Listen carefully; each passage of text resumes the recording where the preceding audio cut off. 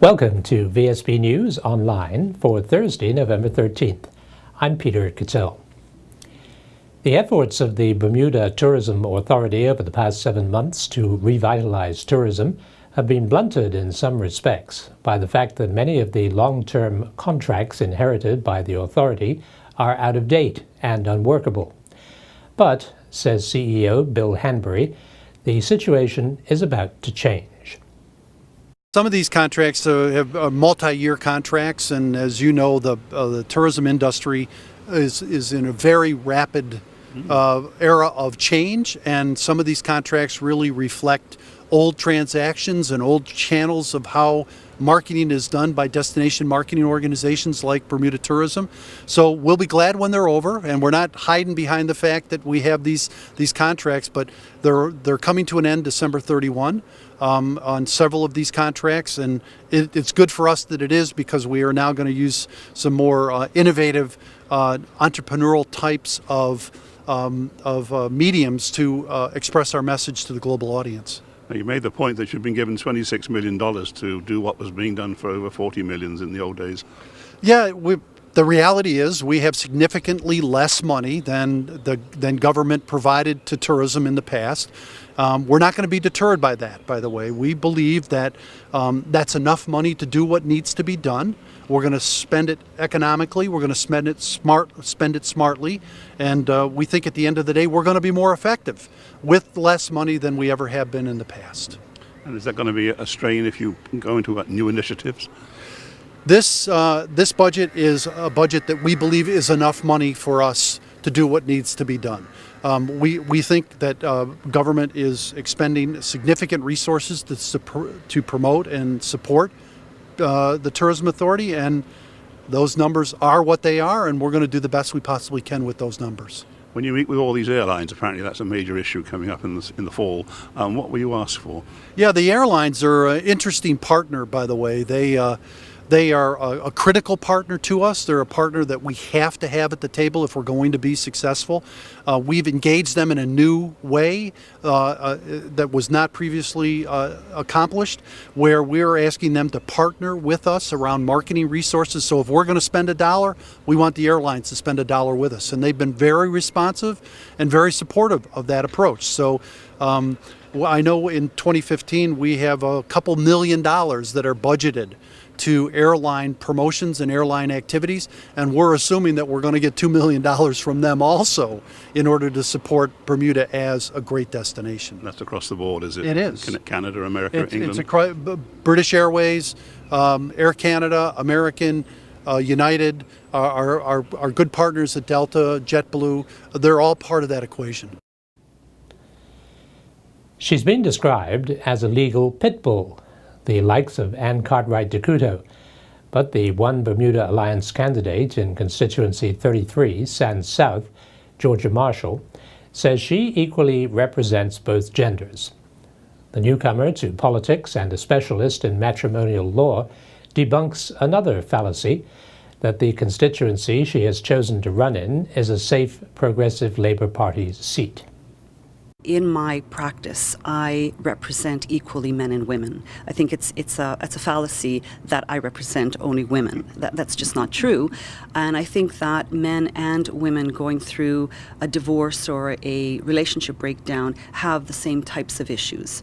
However, I am a proponent and a very ardent proponent for women's rights and women's issues. Well, someone likened you to a pit bull after Anne Cartwright-Decuto.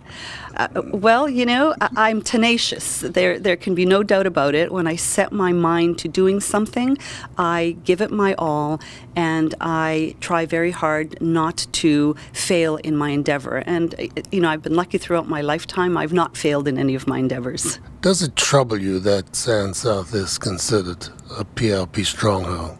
No, it really doesn't. If anything, it's a challenge, and you know I'm up for the challenge. I don't think, and I was asked when I was rolled out whether this was going to be an issue for me, and I will repeat what I said then. I don't believe that there are any safe seats anymore in Bermuda.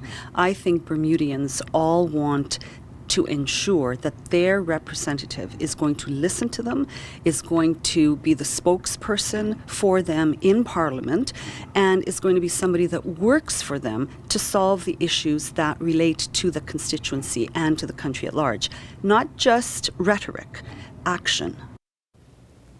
Minister of Economic Development, Dr. Grant Givens, opened this morning's session of the island's first ever Energy Summit with the challenge for everyone involved to put the interests and needs of Bermuda first and to be prepared to take a risk. I think most of us are aware that Bermuda is risk averse, which is born out of our isolation and indeed of our desire to maintain our prosperity. We must learn to take reasonable risks, to encourage innovation and pilot solutions that can work for all of us. The independent regulation of energy by the regulatory authority will ensure transparency of regulation, not only for the benefit of customers, but also for the benefit of potential investors. We must also address the important subject of investment. Energy reform must be aligned with economic recovery. If we can stabilize and potentially reduce our energy costs, then we make it easier for investors from hospitality and international business to do business in Bermuda. We must identify barriers to investment and find ways to ease that path while protecting Bermuda's people and Bermuda's environment.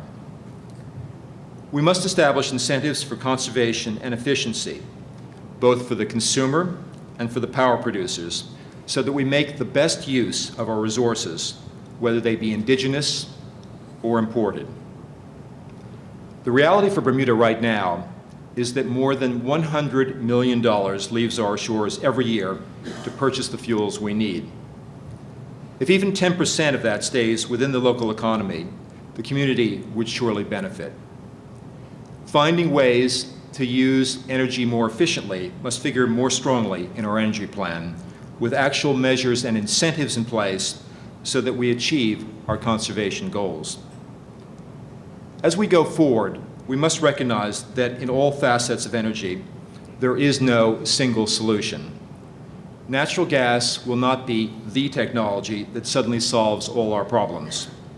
Robust legislation and independent regulation alone will not reduce our energy costs. Renewables alone cannot provide for all of our needs at once.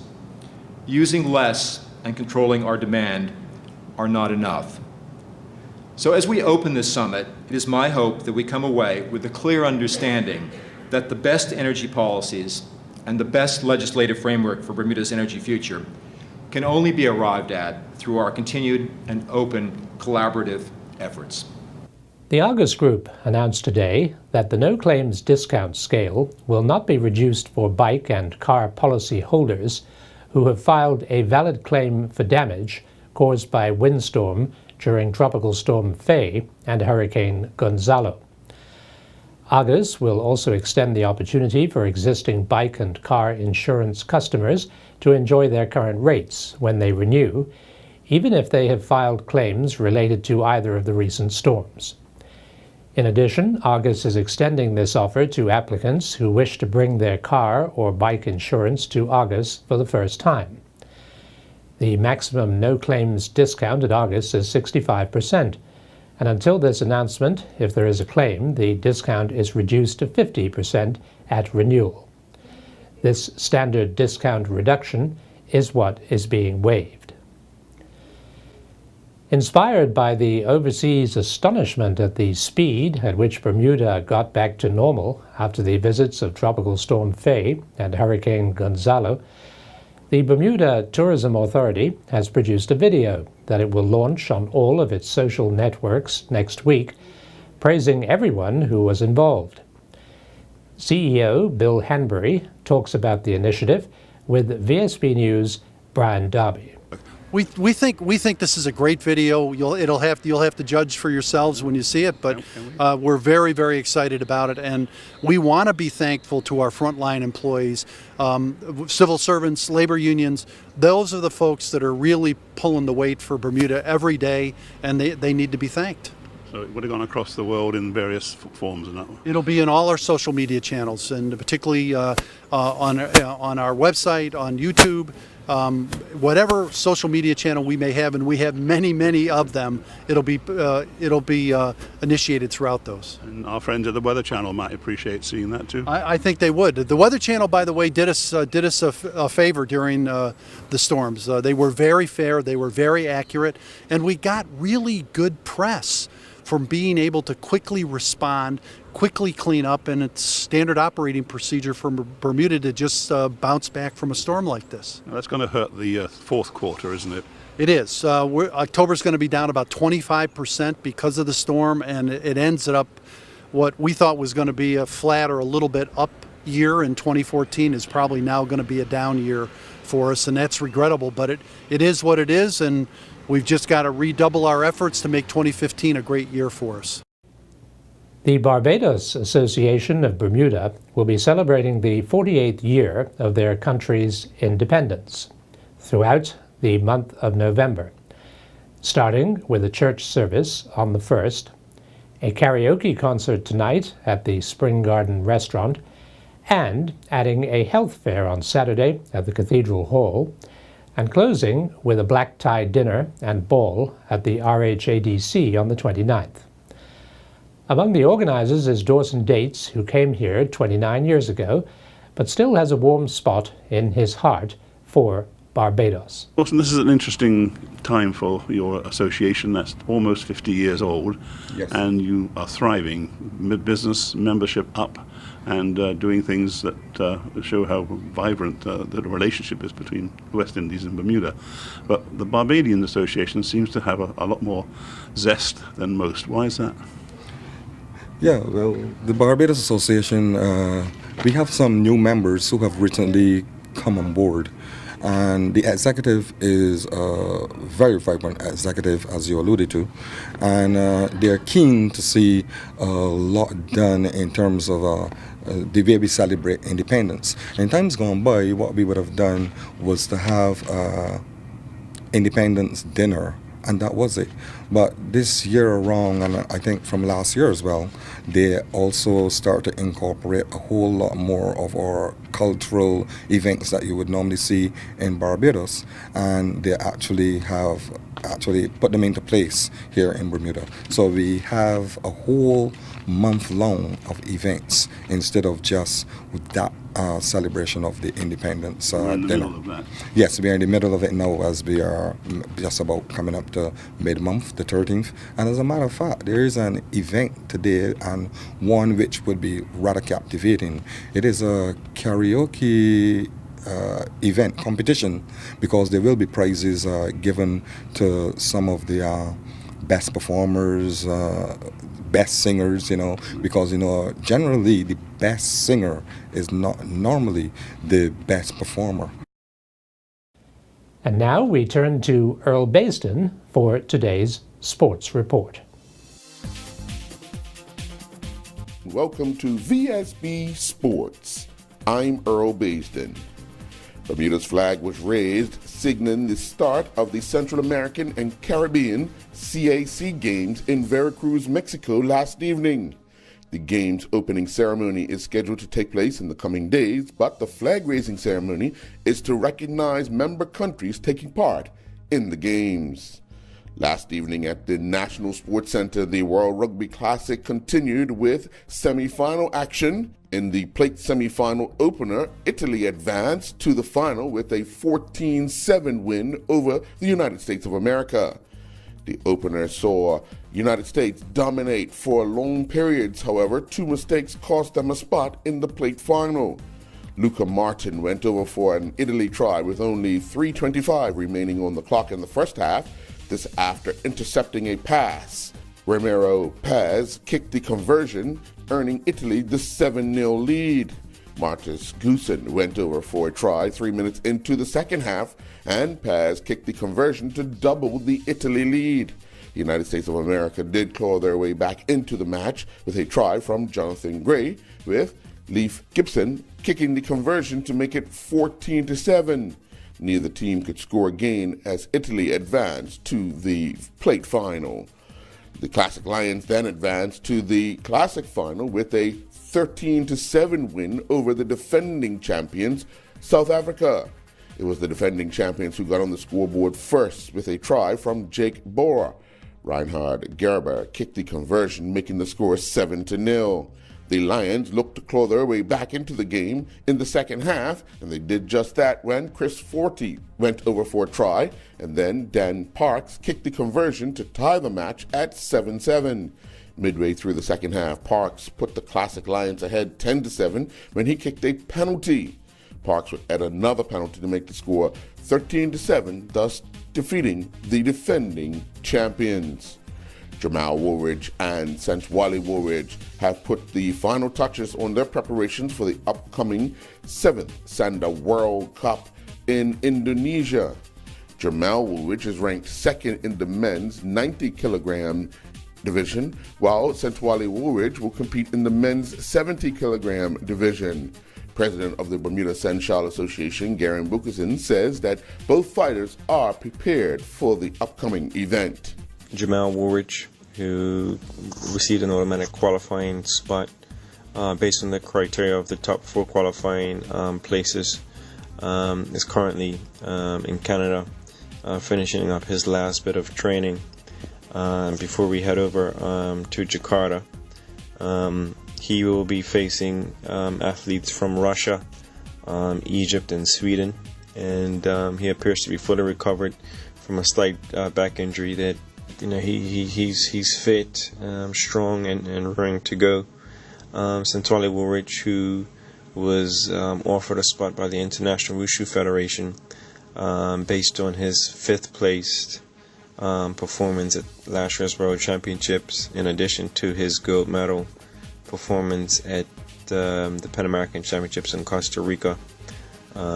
He's raring to go, and he had been dealing with a slight wrist injury that we've been nursing throughout the training camp, but he's been able to work around it, and he's been getting good physiotherapy treatment. So we're all ready to go. He will be facing China, Korea, and Tunisia. The Salwan Island Basketball League continued inside the Summersfield Academy Gymnasium last evening with a men's doubleheader. A total of 66 points were scored in the opener as the Fly Boys United defeated the Hoop Stars 36-30. Akil Smith scored a game-high 9 points for the Fly Boys, while Junior Warner scored 6 points for the Hoop Stars. In the nightcap, the unbeaten Thundercats defeated the Twisters 50-49. Chris Crumpler led the Thundercats to victory with a game-high 18 points, while Kevin Stevens scored 17 points for the Twisters. Kyle Burgess and his St. Mary's College of Maryland sailing teammates finished 10th during the Hap Moore Team Sailing Racing, which was hosted by the Coast Guard. St. Mary's College of Maryland finished with a 3-8 record. They defeated U.S. Military Academy, Columbia University, and Georgetown University. In second spring senior bowling league action at the Warwick Lanes last evening, it saw the Tigers defeat the Pinsplitters 4-0, with the newcomers going down 3-1 to go and get it. The last minutes went down 3-1 to the Drifters. The last Pins defeated the Blue Angels 3-1, and the Islanders defeated Old and Kickin 4-0. I'm Earl Basden reporting for VSB Sports.